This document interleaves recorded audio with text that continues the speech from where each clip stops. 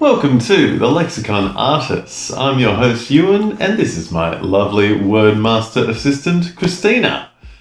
And we are here once again to talk about amazing words, unique words, and build our vocabularies. So let's get on with it.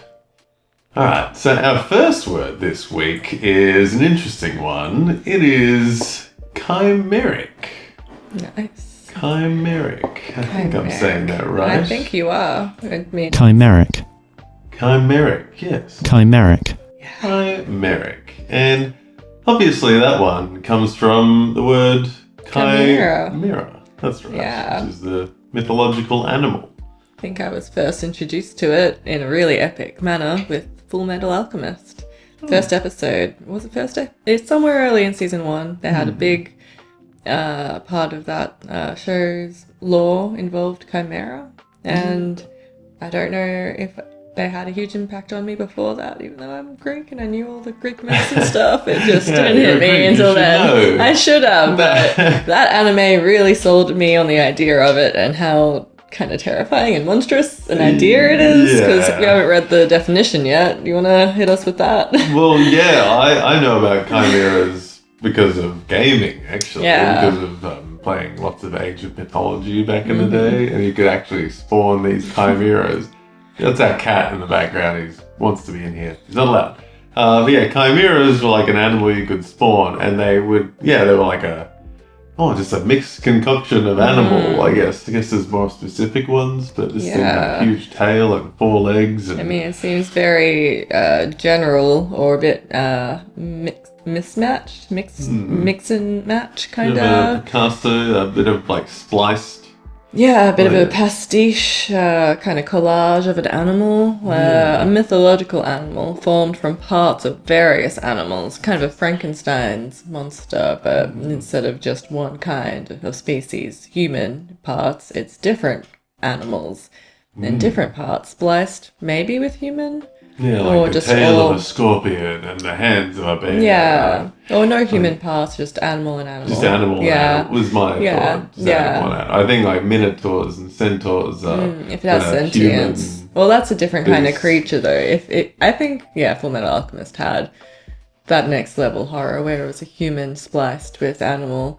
So they kind of got the abilities a bit, and interesting. Well, moved on to from that word chimera, moved into chimeric as in an adjective to be chimeric, to describe. To be formed from parts, different parts, or hope for an illusionary. Hoped for but illusory or impossible to achieve. Yeah, because think about it realistically. If you're using it, cat's going nuts. It's kind of like alchemy and trying to create the Philosopher's Stone or something you might, strive for, but is literally impossible. Frankenstein stuff, monster stuff that's impossible and maybe shouldn't be. Trying to push the envelope of life and death, and play God a little bit, but then it never is achievable within human means. But for fiction, it's pretty thought-provoking and interesting stuff. Yeah. Filters into games, filters into movies and books and all kinds of things through the media. Yeah, the notion of tolerance is a chimeric dream, is the example there.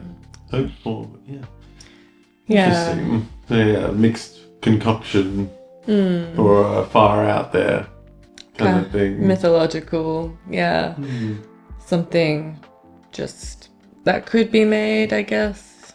I think it does give that sense the dream involves making something, but also like unobtainable at the same time. The notion of tolerance. What an example. Thanks. It's obvious. Also a biology term there relating to or denoting to an organism containing a mixture of genetically different tissues formed by processes such as fusion of early embryos, grafting, or mutation.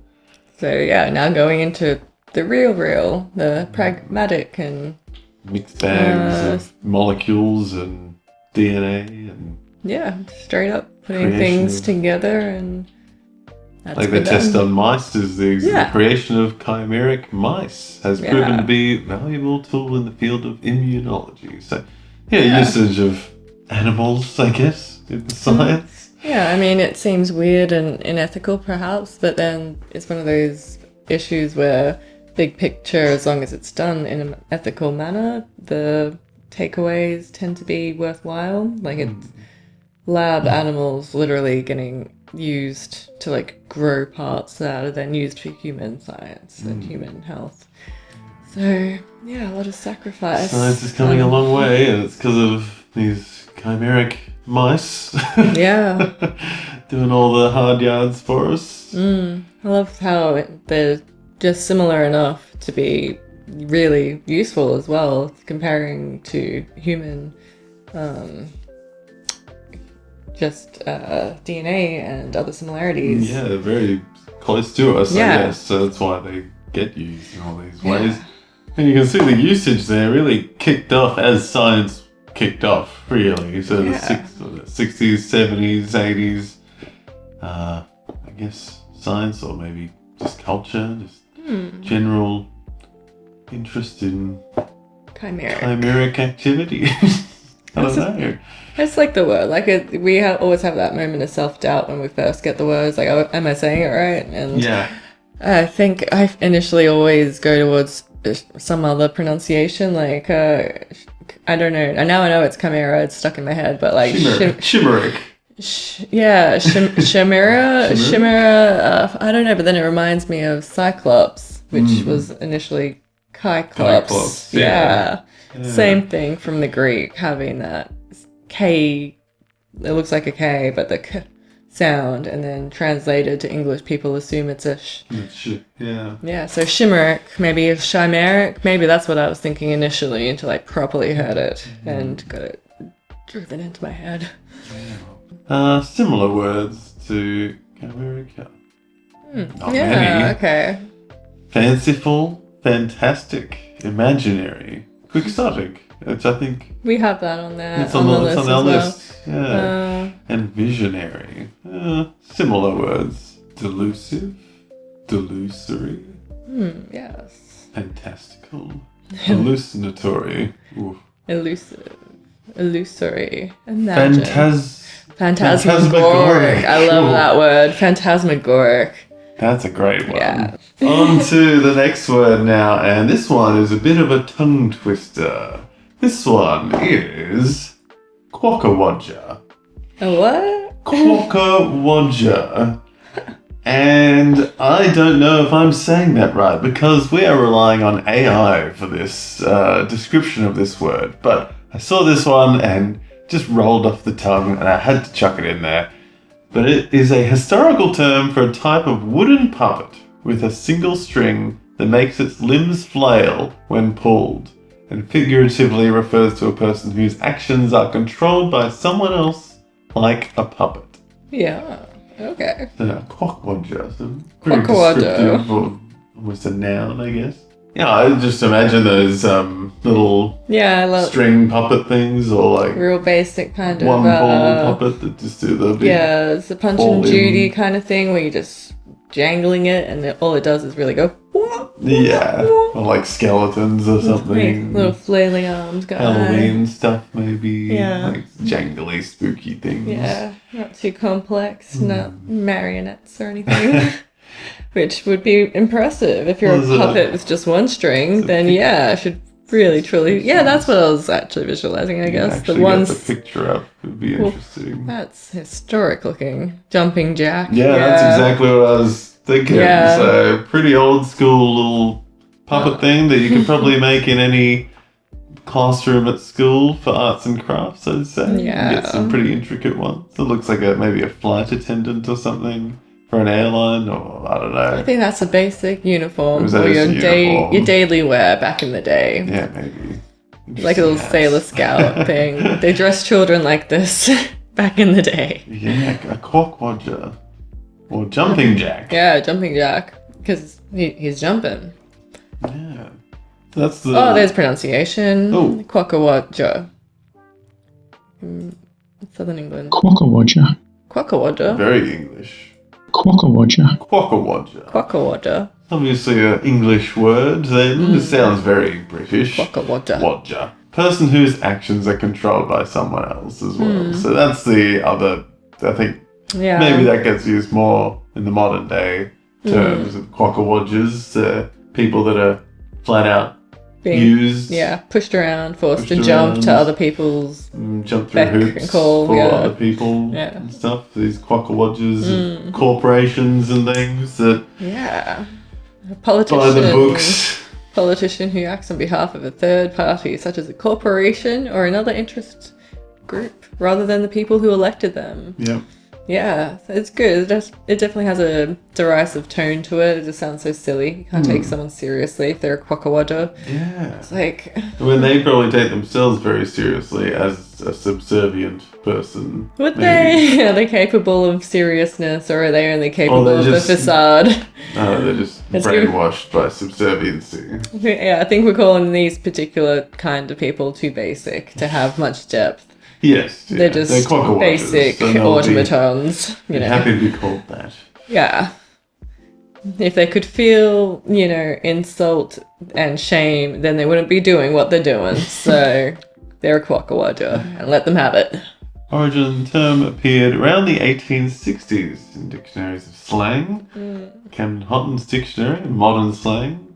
Canton, vulgar words. words. I love it. I love the historical collecting of each era's vocabulary, Yeah, because they like- come in and out of the style, like we talk about. Nonce, what a great one. No, yeah, nonce. That's a great one. That I still hear nonce. I think nonce is still in the rotation. Anyway, interesting one. Slang from a different era, I guess, and maybe we could bring it back though. I feel like Still there's relevant. still plenty of quokkawadjas. Unfortunately. Quokkawadjas around. So this word, I already knew about it, but I was not totally sure what it meant, but I picked it up from the context of what I was reading, which was a thing I'd already read, so I should have remembered what it was, but it is a catafalque, which Catafalque. sounds fancy and interesting in French, perhaps.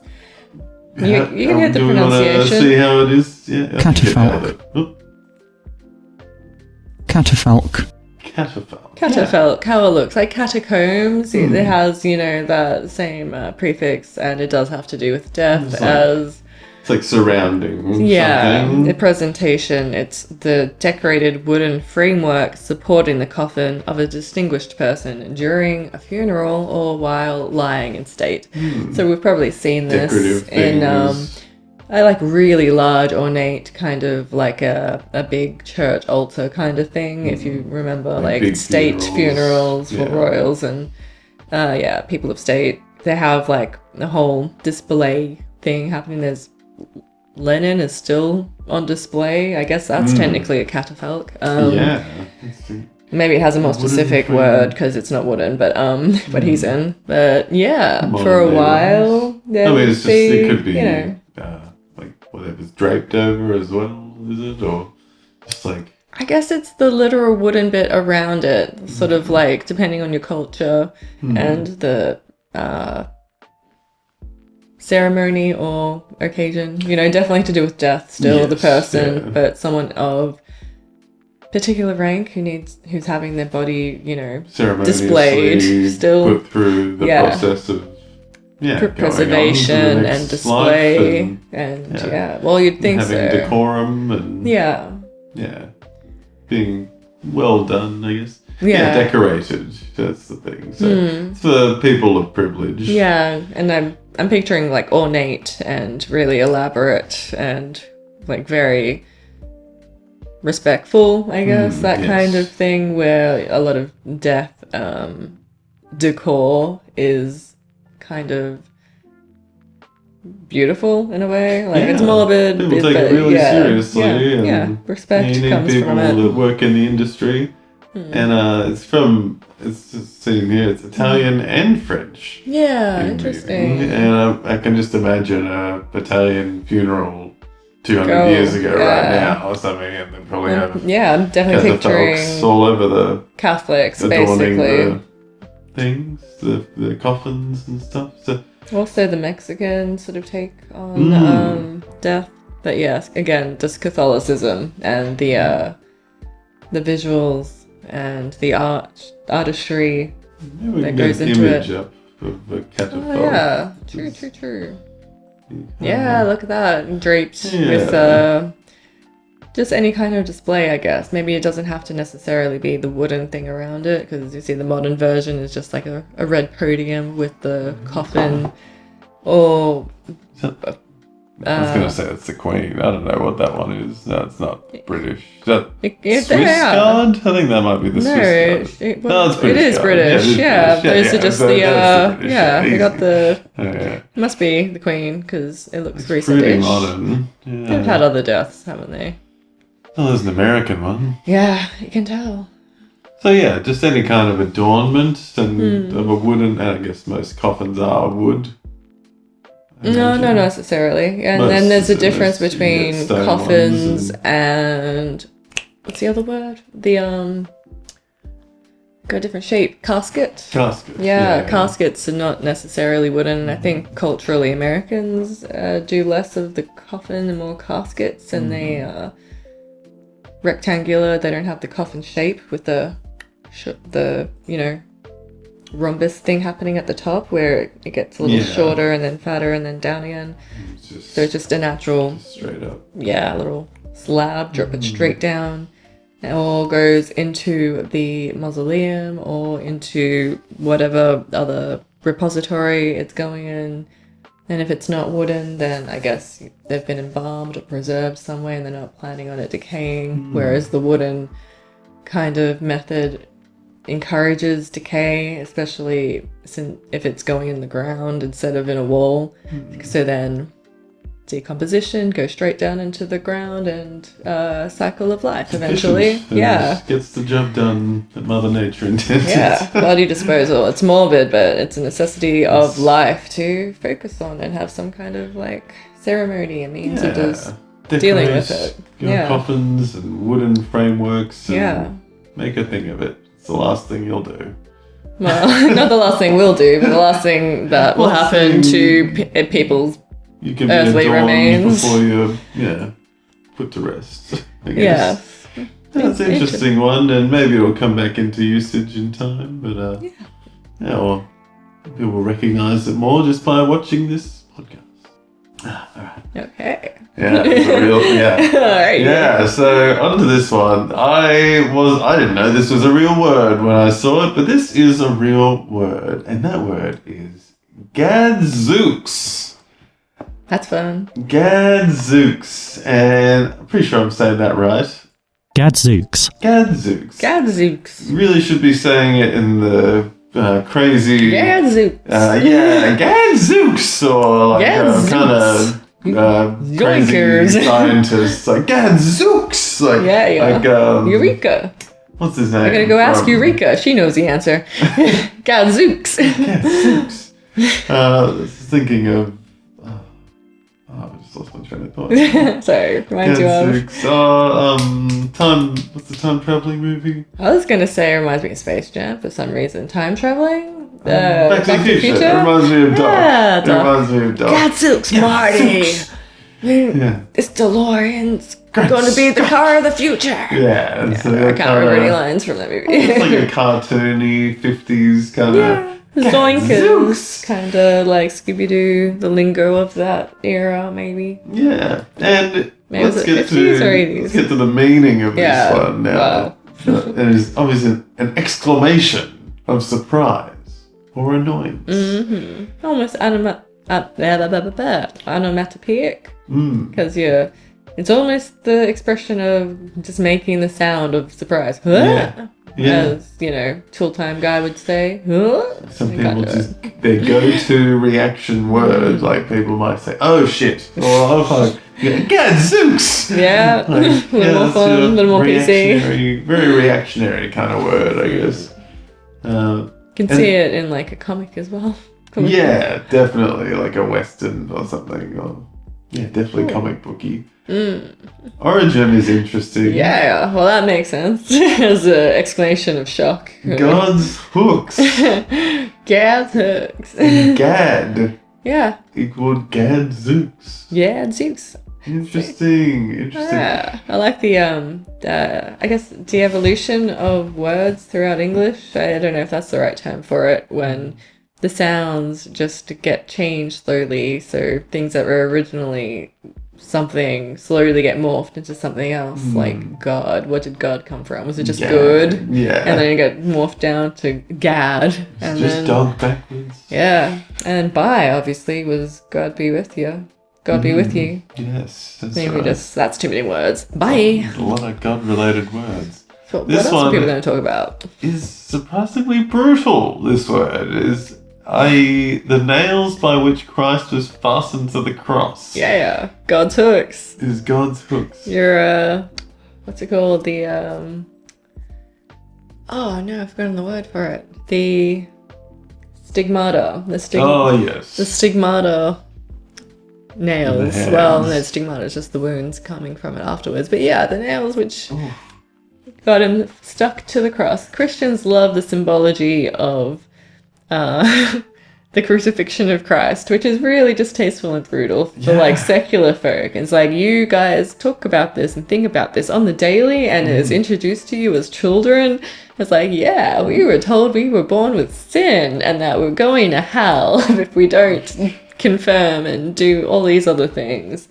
It's like, wow, interesting. But anyway, Zeus. I think symbolically the idea is, you're meant to, you're on the hook as well. You're a little bit responsible and tied to the suffering of humanity as well. We're all social creatures. We all have a bit of suffering to take on each other's shoulders and help each other out. So it's kind of that. And when you get abruptly disturbed or annoyed and you go, Gadzooks, it's It's like like, you... damn, I've been like, oh, I've shot just been through the hooked by hands. God. It's like I'm feeling a whole strong persecution happening right now. Instead of taking the Lord's name in vain, Yeah. they would just say, Gadzooks. A nice little way around it. Yeah, back when it was probably a lot stricter and harder socially to just outwardly swear. You know, can't. As not a swear word. It's close. It's a way around it. So. Yeah, it's what was the word? Exclamation. Explosive? I don't know. There's the thing where you're like, you have to swear, but you're not swearing. Can't remember. Yeah. We'll come back to that word. Yeah, in we'll time. find that words on the edge of my brain. But the usage here, it's still in usage. Yeah. It's still popping off in the 2000s. Definitely popped off back in the 1800s. Yeah, peaked. Late 18th century. What's happening there? No one liked it after this one. It was like, no, that's too blasphemous. I feel like there's some kind- 1736. There's got to be some kind of weird statistical anomaly where one book or something, and then they lost all the records, Lost the book. and then it We wrote the book. Oops. yeah. Interesting. Yeah. It's definitely peaked back in the day, and I swear, like, Inspector Gadget or something said it, or Yeah. it's definitely been used. It's just a wacky fun sound. wacky word. Yeah. God's hooks. I mean, Yeah. God's. Gad's hooks. Gadzooks. Such a Gadzooks. surprise and shock. Minced oath.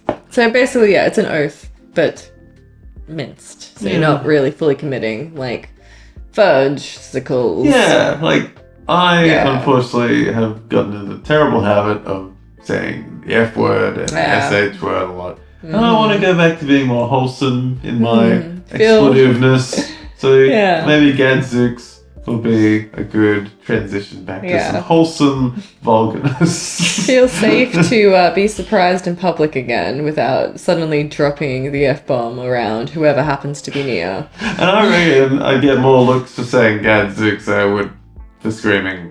Like, motherfuckers! Yeah. What are all these snakes doing on this motherfucking plane? Gadzooks! What are all What are these these? Gadzooks What are these? snakes doing on these Gadzooks planes? This is Gadzooks. Gadzooks! Alright, on to the final word now, and the last word is a word for all the book nerds out there, all the people that love to read and can't get enough of it. And that word is a bibliophobia.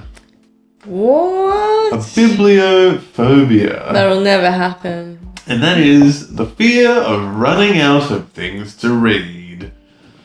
It is a coined informal term often used humorously to describe the anxiety that can arise for avid readers when they have no new books left to start. How does that make you feel? Does that resonate? Honestly, I've never even contemplated that before because it just never seemed like a reality. I guess the closest is that one Twilight Zone episode where the end it's apocalyptic, there's no one left. It's just a nerd in a library, and then he breaks his glasses. Yes. And it's like, well, now I can't read. The books are there, but I can't, just dedicate myself to learning Braille or something, or learning how to just make glasses, because that's too hard. People have never been able to just manufacture lenses to bifocals on their own before. I'm sure, ironically, the information is inside of a book, but I can't read it. Yeah. Well, that guy was definitely suffering from a bibliophobia. Yeah, I didn't actually watch the episode, but I think thematically he also hated people and probably had some problems besides the apocalypse and the glasses. But yeah, I remember watching, I think it was definitely a parody of that. I think it was Futurama did it. And this guy was, or maybe it was, no, I can't remember what it was. Anyway, this guy walking into the library, he's like, oh, at last, I'm all alone with all my books. The exact same thing. It's like, oh, I've got all the time in the world to read as much as I can. And he leans over and glasses fall off. He's like, oh no, my glasses, how will I ever read? And he's like, oh, it's okay. I've still got, I can still squint and read the fine print. Yeah. And then his eyes fall. And he's like, no. Oh, thank God I learned how to read Braille. Oh, God. And then he lifts he's like, thank God I learned how to read Braille. And then his hands fall off. He's like, no. And then his mouth, his chin falls off. Anyway, he's got problems. It was really, anyway. Yeah. That got a little bit more than a bibliophobia happening. Yeah. But, that's nightmare scenario stuff. Yeah. Taking it to the extreme. Falling apart. If you were in a library and could not take in anything at all, not even by Braille. I mean, I see the examples down there, and that's more realistic. So, like, my current reading situation is I'm about to start reading something else, but I haven't chosen it. But I know there's stuff there to be chosen from, and I know that there isn't, a lack of things to pick. So, not having this anxiety and this fear, even though it's a bit tongue-in-cheek. There might be something similar to this, where you've got too many books. Yeah. And the concept of time kicks in, and you're like, how am I ever going to finish all these books? That's more the problem. I had a bookmark that used to say, too many books, too little time. Basically, can't read them all. And it really sucks to have to not finish a book. Like, you start it, and you want to just complete it, get through, have that sense of completion and conquering it. Like, I have acquired everything that this book has, and I won't abandon it before I've reached that point. But sometimes time is precious, and some things you're not feeling and it's just not right, or got to put it aside, or maybe come back to it, or maybe just know it's not for you. If you get halfway through and sometimes you need to just suss it out enough to know it's not for you. And for some things, it's something you might have to go back to later. Like, I attempted to read A Catcher in the Rye when I was like 15 or something, and I was not vibing with it then. It's a kind of book that a lot of people love it or hate it, like, vehemently. And then I read it properly years later in my 20s. I was like, I love this. This is great. This is fantastic. This is like being inside the mind of a traumatized teenager. So as a former traumatized teenager, it's like, I don't like this. This is too real. This does nothing for me and mirrors my own current mental despair. So, and when you're older and you're reading it in it's somebody else's words and it's constructed in a way that's really more deliberate and has a very constructive manner, and that's why we love books, because it's a mirror to the world and ourselves and heals us. Yeah. Gives us so much insight. You would hate to run out of that. Yeah, I don't think it's possible though. So well, what if someone for some reason, went and my burned all the eyes. books and then turned off the internet. Audiobooks, I don't know. There's always the Fahrenheit 451 scenario where literally everyone has no books because they've all been burned and obliterated, and humankind has devolved into a dystopia where basically fascists have made it impossible for human ingenuity and art to flourish, but there's still people clinging to knowledge and art, and they find ways around the foes. Write their own books, Yeah. maybe. Well, they right. go about it by memorizing books and becoming living books. So if you ever want to hear a book, you don't read it. They just orally They tell just you say, the entire yeah. thing, and it's like an audiobook, Like but the- a live human doing it. Is it the Book of Eli? Yeah, he Ended up being does like that. Or Yeah. like, that was Braille, I think, as Can't well. remember. Yeah, I can't remember the whole movie It was actually. interesting. Yeah. And last bit here, I'll just say is this playful term is a bibliophobia. Playful term contrasts the medically recognized condition of bibliophobia, which is the intense dislike or fear of books or reading. Yeah, which I also understand and have empathy for, because like, even though I took to reading as a young kid, it's not like I was super great at it, and I definitely had some negative experiences where like other people kind of suck, and the way reading was taught in school Yes. was really detrimental. I think that's what stuffed enjoyment. me up a lot. Yeah. Whenever we had reading time, it was just, you'd be all of you reading the same book for one. Yeah. Like 30 of you in the class. Trying to do it all at the same And there's- time. yeah, you're just all sitting quietly, 30 people in a class at once, and you shoulder, desk Yeah. to desk.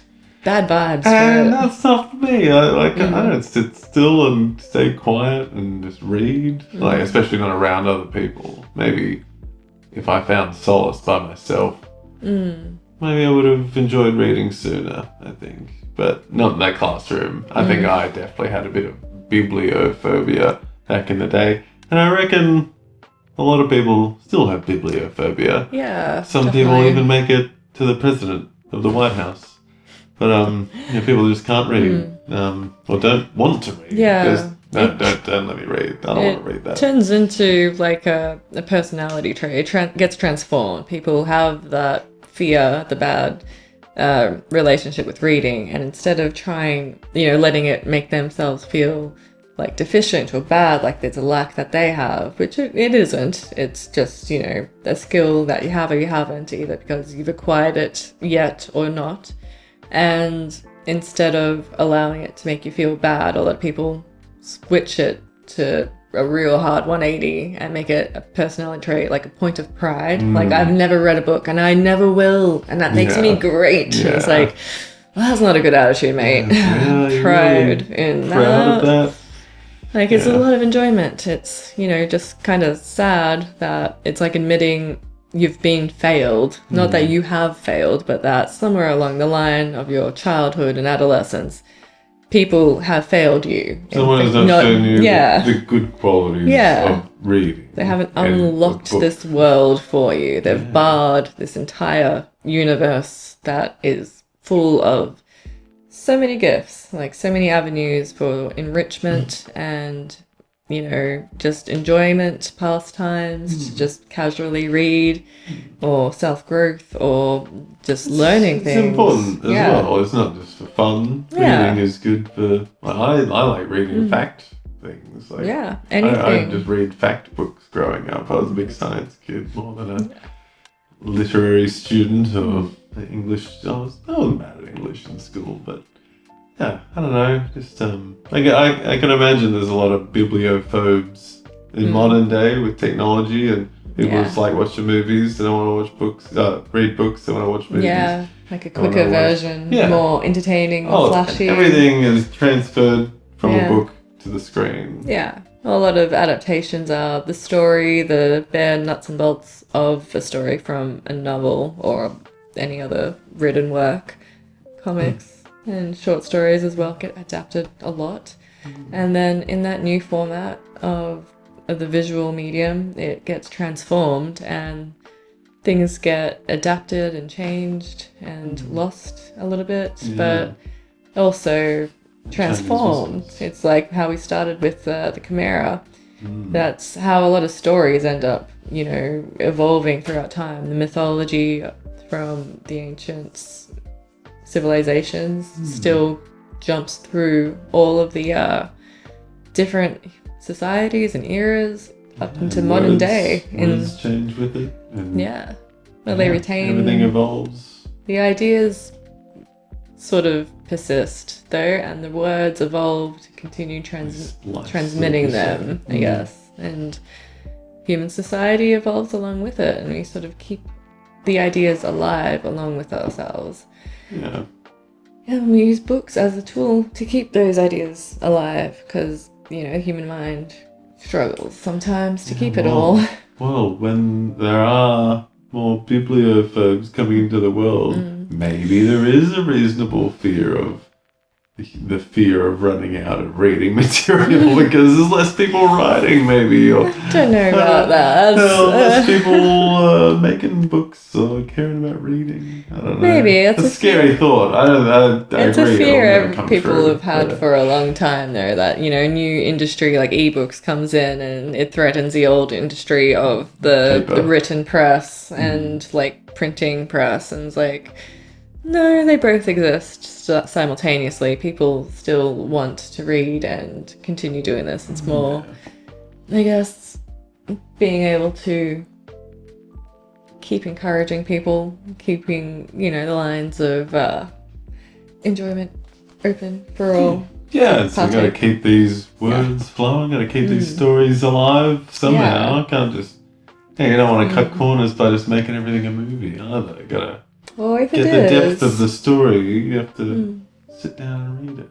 There's definitely differences between the two. It could be a hook, You can start off being only interested in one thing and then suddenly find something that interests you enough, like you with the science books, instead of being with the literary books. And then you're reading and that can find whatever interests you. That's the avenue onto the next thing. Yeah, exactly.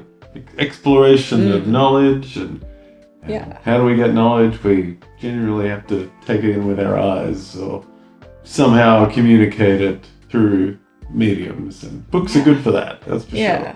We have to engage intellectually with a topic, our minds, and say, where do we find it anyway? Sometimes it's the internet. Reading a question or reading anything. But yes, that is it for our episode today. Thank you very much for sitting through and watching and learning with us today. Make sure to like and subscribe and follow us on Blue Sky for more words, and we'll see you next week with another video. Bye. Hey guys, thank you for watching this video. If you did enjoy what you saw today, please like and subscribe and follow us on Blue Sky and Duolingo if you'd like to learn more.